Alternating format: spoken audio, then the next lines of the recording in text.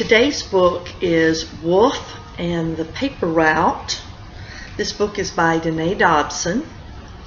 And this is more of a book that's been around a little while, and it gets us thinking about the kinds of choices that we make and the kinds of choices that people around us make. So I'm going to begin reading this. I'll be giving some instructions and some questions at the end. So if you can listen very carefully, you should be able to do fine on this. Usually when I'm reading you books, you'll need to have a pencil and paper. So you may find that some grades who are looking at this will need to have paper and pencil ready. All right.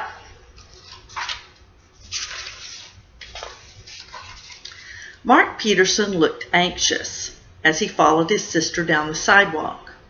"We have to hurry, Chrissy," he said, stopping to tie his shoelace. "Mother told us to be home in an hour." "I know," answered Chrissy, "but we can't go home until we find a new collar for Woof. We made a promise, and he'll be disappointed if we change our minds." Mark looked down at Woof, who was happily wagging his tail. "All right," he sighed, "but we don't have much time."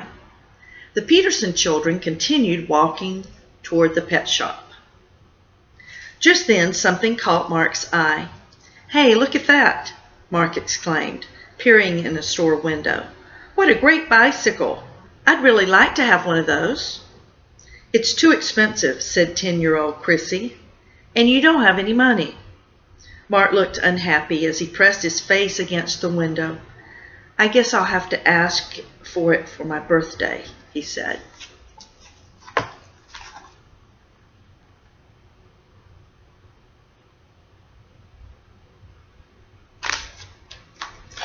I'm sure you've recognized that our dog theme that we looked at all during third quarter is kind of continuing with a few of these books. "But that's months from now," said Chrissy. "Why don't you get a job and earn the money?" Mark laughed at his sister. "I'm only 6 years old. How could I get a job?" "Well," said Chrissy, "how about a paper route? The boy who delivers neighborhoods in our... let me try that again. The boy who delivers newspapers in our neighborhood is moving away. The newspaper office is going to need someone to take his place. Maybe we could do the job together. I'd like some extra money too. Besides, it's summer, and we don't have to go to school." "Wow, a paper route," exclaimed Mark. "Let's ask Mom and Dad about it when we get home."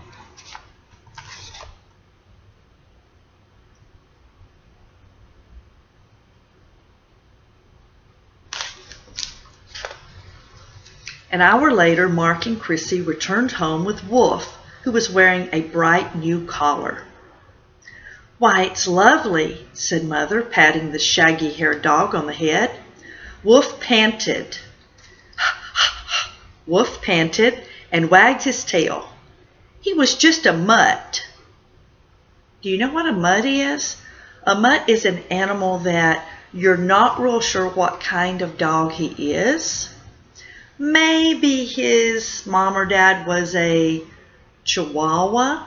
Maybe his mom or dad was a collie. But if you have a mutt, his mom and dad weren't both Chihuahuas or both collies. A mutt is a mixture of different breeds of dogs.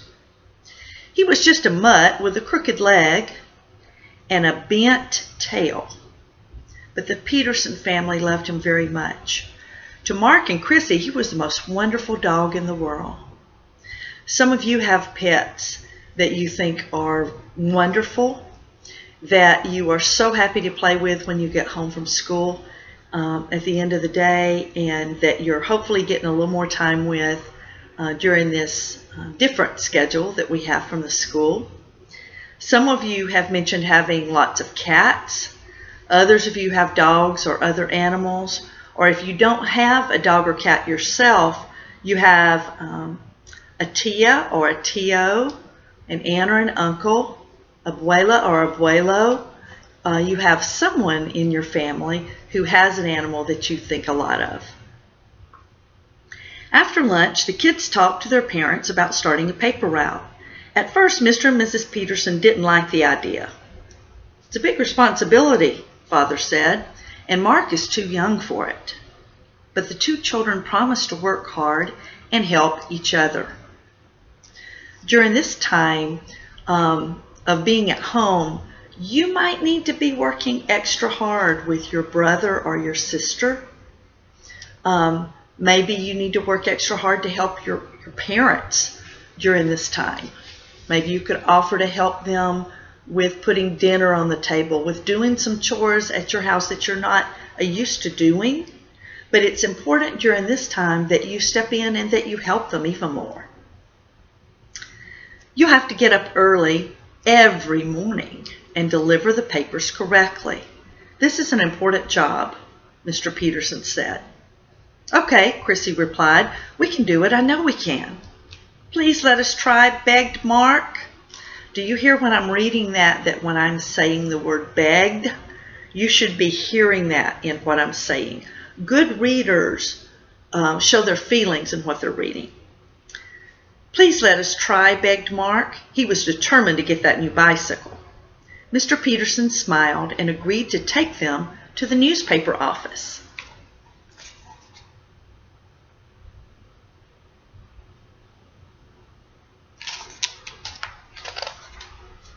Before long, they arrived at the Gladstone Press to apply for the job. Mr. Thurman was in charge of the paper carriers. He was a gruff person with a deep voice. He explained how the paper routes worked. Chrissy was old enough to have her own route, but Mark wasn't. Chrissy asked if Mark could help her. Mr. Thurman said he could. Then he reminded her that she would still be responsible for the route because she's the oldest one. Chrissy said she would make sure everyone got a paper. "Well," said Mr. Thurman, "I guess I'll give you a try. Those papers must be delivered, and they must be delivered on time. Otherwise, I'll have to give the route, the paper route, to someone else."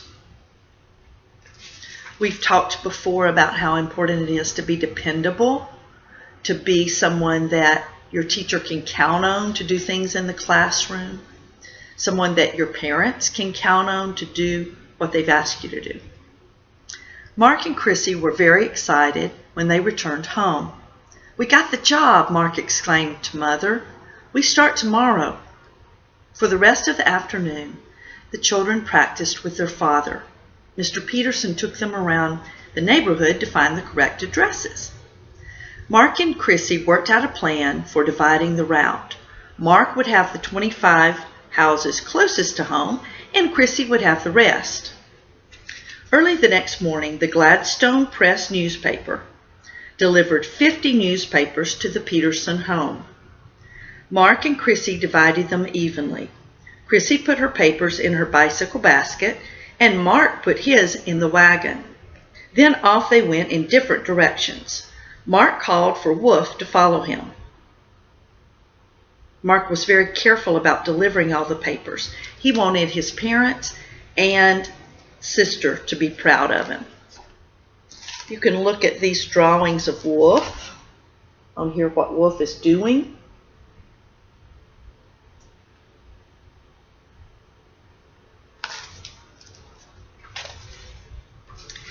But later that afternoon, Chrissy received a telephone call from Mr. Thurman. He was very angry. Half the people on the route had not received their papers.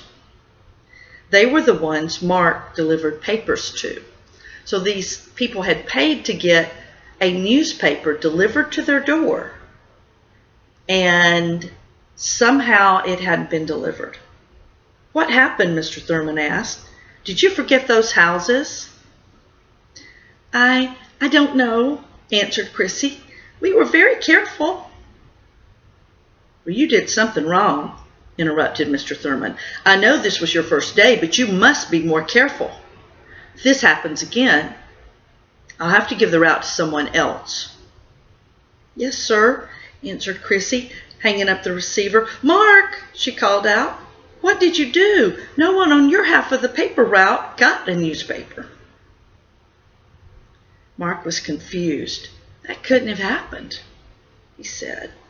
I know I delivered them all.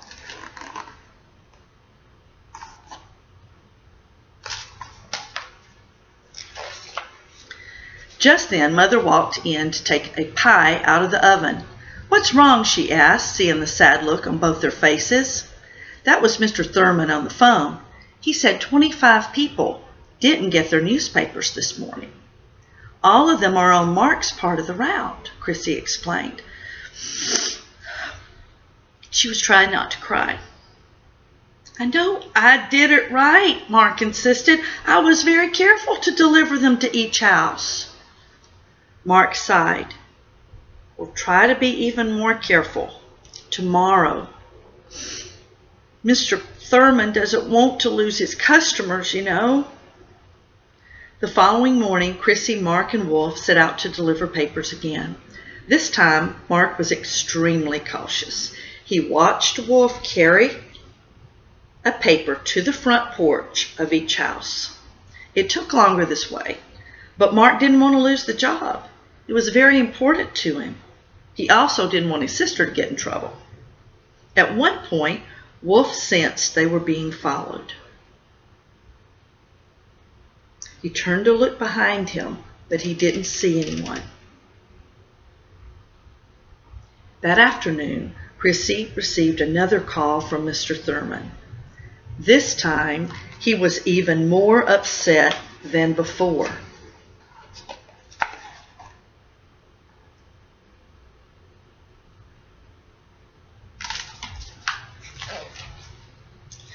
Chrissy, it happened again. The people on your half of the route didn't get their papers. 8 of them have canceled their subscriptions. I'm sorry, but I'll have to give the job to someone else. Chrissy couldn't believe what was happening. Just then Mark came into the room. Mark, you've done it again, she cried. Mr. Thurman just called. The same houses didn't get a paper again today. He's giving our route to someone else. Chrissy ran to her room, sobbing. If you are sobbing, you are crying. Mark felt terrible. He knew he had done everything he was told to do. Just then a furry head peeked around the doorway. It was Woof. He walked over to his special friend and licked his hand. I don't understand what went wrong, cried Mark. He reached down to stroke Wolf's fur. I tried to do my best. Woof curled up at Mark's feet and sighed.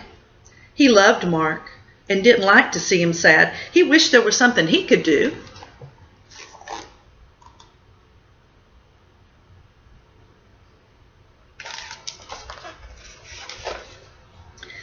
When the rest of the family learned what happened, they felt bad also. It's my fault, said Father. I should have helped you deliver the papers the first few days. Then he suggested they go out for ice cream. As the family was getting into the car, Woof wandered next door. He thought he smelled food scraps in a nearby trash can. Then he saw it. He couldn't believe his eyes. It was a wagon filled with Mark's newspapers. He wondered what they were doing there. Then he remembered who lived next door. The mean bullies, Billy and Bobby Harper. They must have stolen Mark's papers, Woof thought. Woof, here boy, called Mr. Peterson. Here we're seeing Woof as he finds the papers and makes the connection.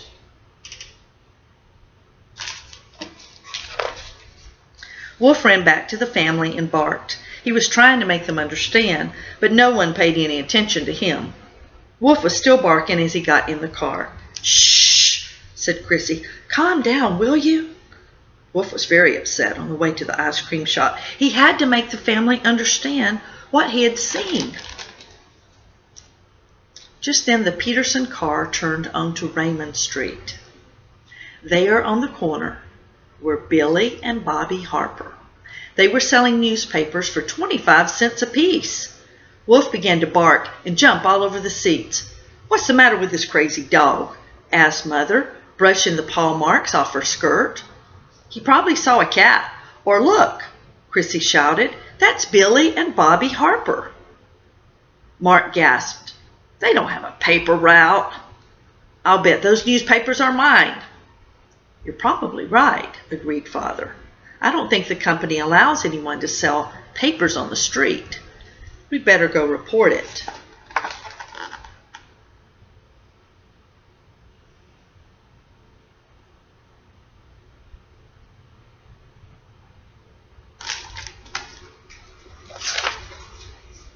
The family quickly drove to the Gladstone Press. When they got there, Mr. Thurman was leaving the building. Mark and Chrissy jumped out of the car and ran to meet him. Mr. Thurman saw them and stopped. "I'm sorry, kids, but you can't keep the paper route." "Please listen," said Chrissy. "Should anyone be selling newspapers on Raymond Street?" "Why, no," answered Mr. Thurman.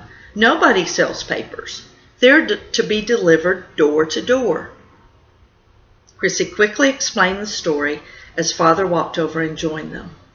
"It sounds like these boys are up to some mischief," said Mr. Thurman. "Why don't I follow you over there? I want to see what's going on."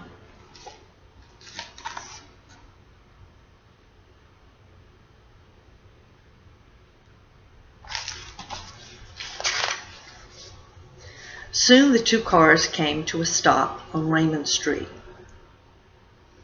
Mr. Thurman wasted no time in getting out of his car.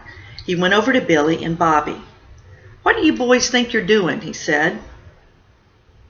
"Who are you?"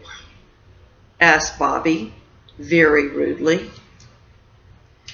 "I'm the supervisor of the Gladstone Press," answered Mr. Thurman. He leaned down to look them in the eye. "Where did you boys get those papers?" Billy and Bobby both gulped. If you gulp, it means you swallow very hard. "We found them," Bobby said. "Well, I better not ever catch you messing with my papers again. Next time, just leave them exactly where you found them. If you ever do this again, I will call the police. Now, go home."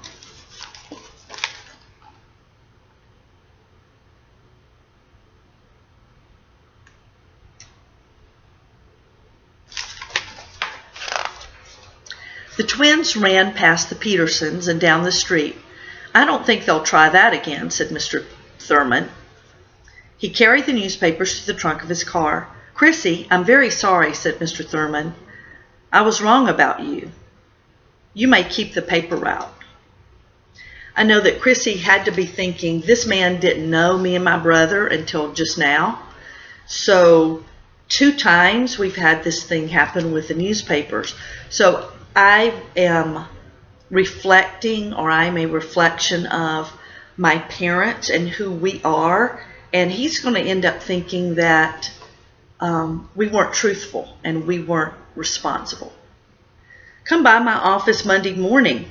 There's a $100 reward for helping catch people who steal our papers. Chrissy smiled and shook hands with the supervisor. "Thank you," she said. "We'll be there." Mr. Thurman said goodbye to the Petersons and drove down the street.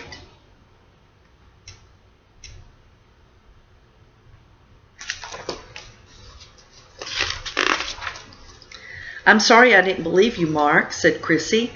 "I want you to have half of the reward." "Wow," exclaimed Mark. "Thank you. Now I can buy the new bicycle." "Chrissy, what are you going to spend your money on?" asked Mother. Chrissy thought for a moment. "I guess I'll save it until there's something I really want," she said. The next day was Sunday, so the Petersons went to church. Their pastor talked about a very important verse in the Bible. It was Numbers. Numbers is a book in the Old Testament.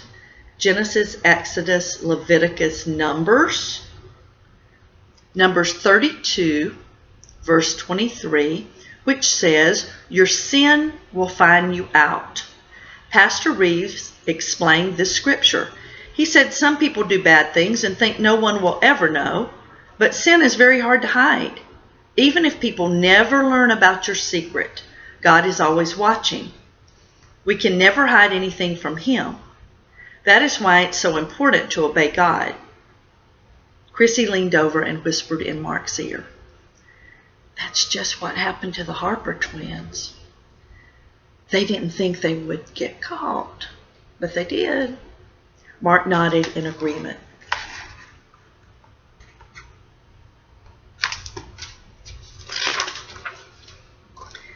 The next morning, Chrissy and Mark delivered all the papers around their neighborhood. Then the family drove to the shop to buy Mark's new bicycle. There it was in the window, all shiny and beautiful. The young boy felt proud as the manager set the bike in front of him. Mark climbed on and rode right out the door. Now I have a bicycle for the paper route, he exclaimed. It was a happy moment for Mark. He waved to his parents as he followed their car down the street, with Woof running closely behind.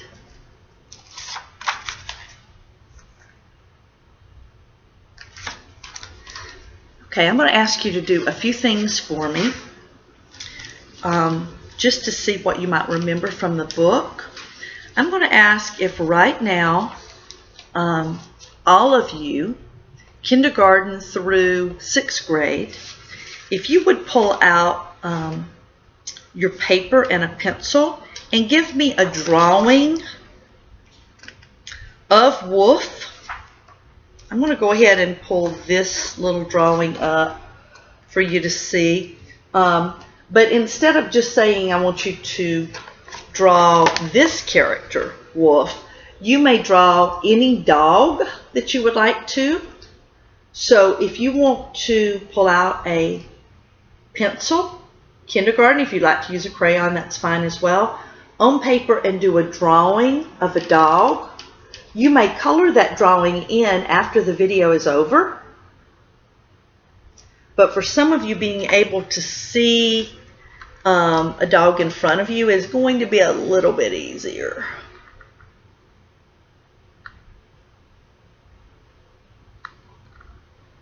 Feel free to stop the video if you need to. I'm going to go on to some other things I'd like you to be working on. Remember, you can always adjust the video as you need to as you're working. Okay, after you've drawn the video, I have some questions for you to answer. If you would like to answer them orally, to talk to the recording, you're free to do that. If you would rather write down these answers, some of you are sitting, you're a brother and sister sitting together. If you want to go ahead and just say the answers out loud for today's work, that's fine. Number 1, why did Mark and Chrissy agree to work a paper route together? What was the purpose of doing the paper route?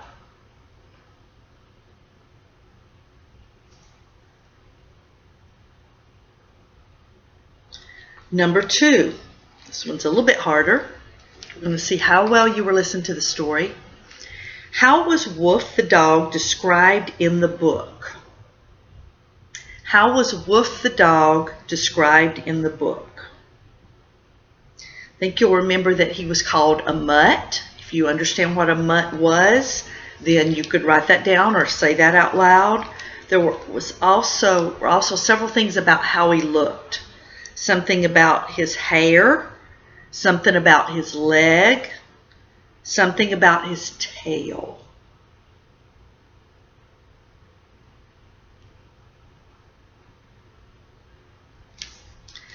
Okay. Question number 3. When Mr. Thurman hired Mark and Chrissy, he told them it was very important to deliver papers how? How were the papers to be delivered?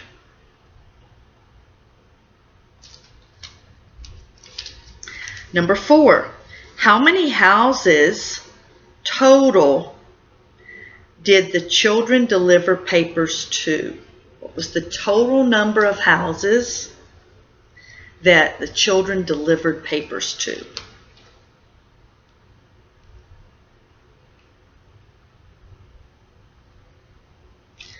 Number 5, how does Woof solve the problem in this story? How does Woof solve the problem in this story?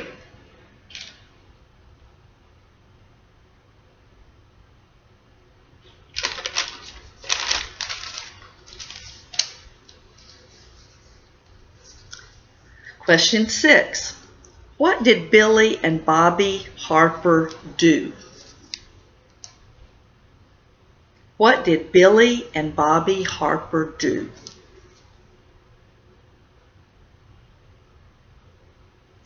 Number 7. How much money did Chrissy get for helping catch people who stole newspapers? How much money did Chrissy get for helping catch people who stole newspapers? Number 8. In the Bible, the book of Numbers, chapter 32, verse 23 says that our sin will be found out by people. It will be discovered. But if no one sees what you do, who is always watching what you do? If no one else sees it, who is always watching what we do? Number 9, if you were to write a story about a dog or another pet, what would the animal's name be? So what name would you give it? If you were to write a story about a dog or a cat or some other pet, what name would you give that animal?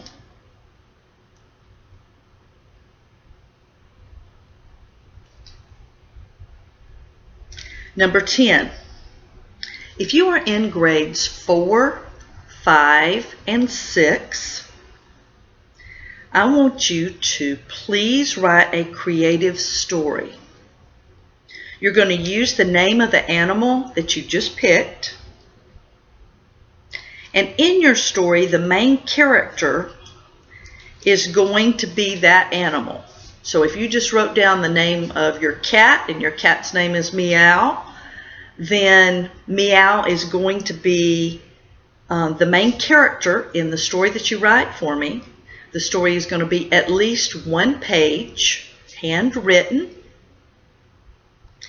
And during this story, or in this story, the animal is going to be the hero.